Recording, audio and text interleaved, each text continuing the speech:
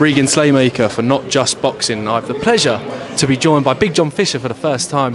But John, I mean, this is the second press conference that obviously Dave and Johnny have done, but I'm sensing, forgive me if I'm speaking out of line, a little bit more spite from Johnny in this. You're not the first person that said it. Listen, Johnny and Dave are friends. They respect each other, but it's a bit too nicey in the first one, and I think Johnny got lulled into a little bit of being too nice. And he didn't have that fire in his belly. He had it for Babbage.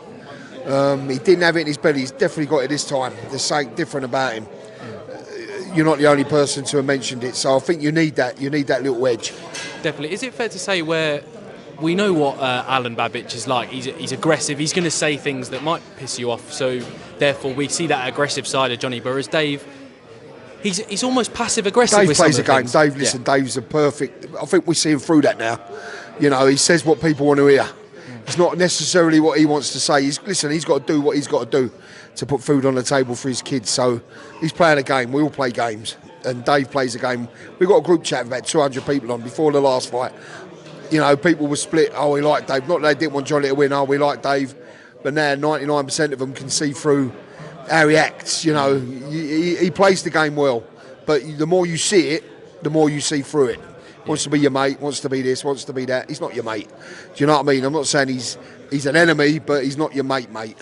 And, and it weren't Babbage that said anything. Johnny used to Babbage. You know, we know what Alan's like. Alan's a good bloke.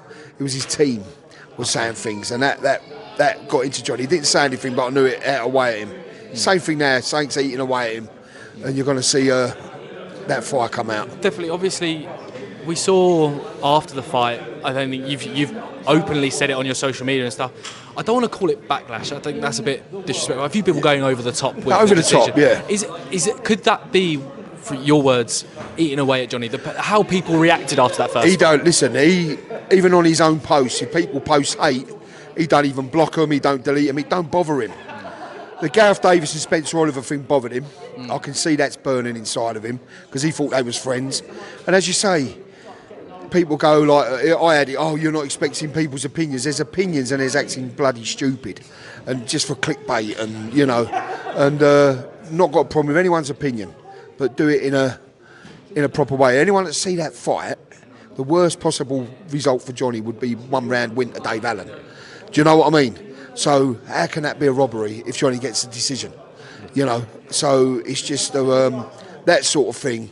And then people jumped on a bandwagon because of what them two did, like big platform like TalkSport. You know, the way they went totally overboard. But if people have got to act like that, good luck to them, because I feel sorry for them in a way, because that's how they've got to do their journalism, you know, so fair play. Definitely as well. I do want to reflect on that first fight, obviously, in Saudi Arabia as well.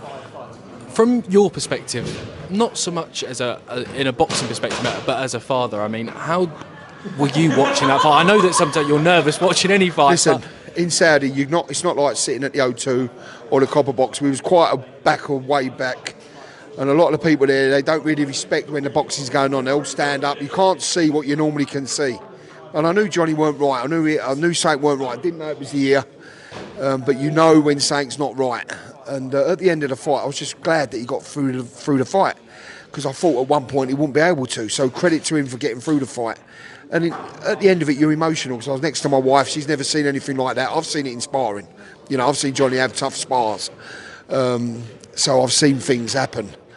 But she hasn't. So that makes you a bit more emotional. And at the end of the fight, I was just glad he got through it. Couldn't care whether he won, lost, drew, you know.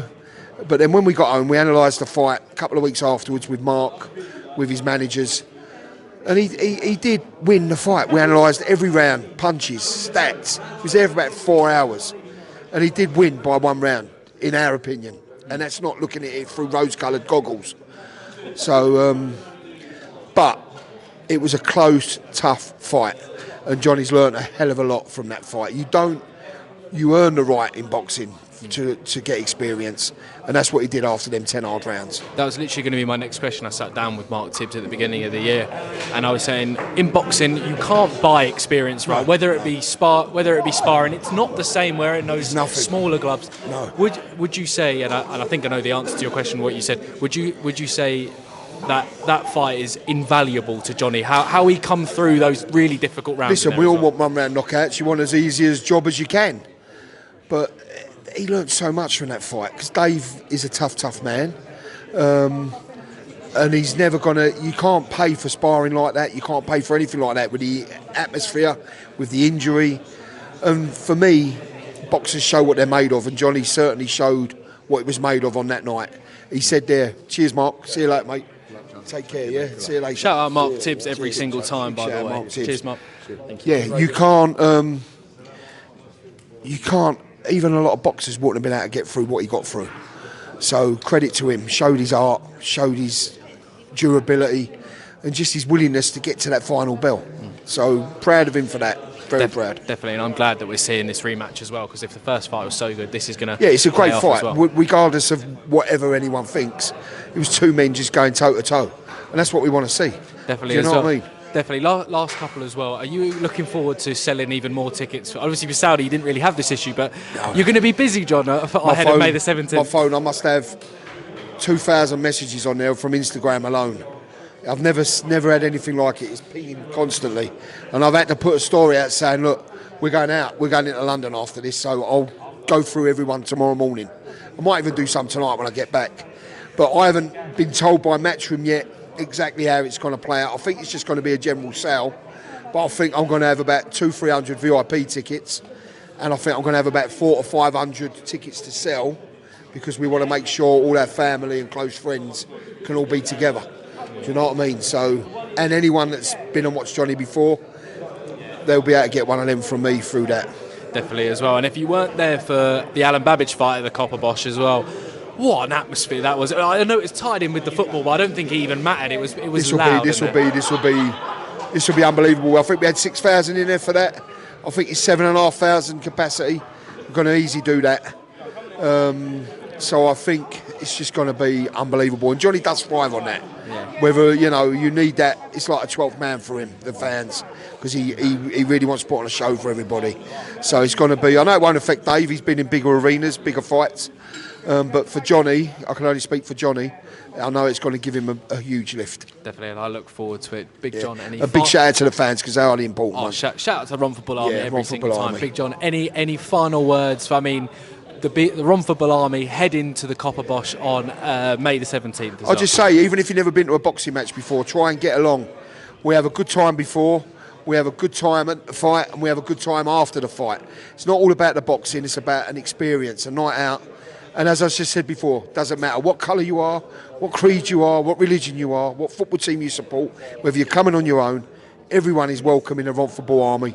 You'll get a Fight Night t-shirt, come and join us and be part of what we are, because we enjoy the boxing, but it's about a good day out as well. I couldn't agree more. Big John, it's been an absolute Thank you very pleasure, much, mate. sir. Thank you very much. First of many. Cheers. Bosh. Let's have it.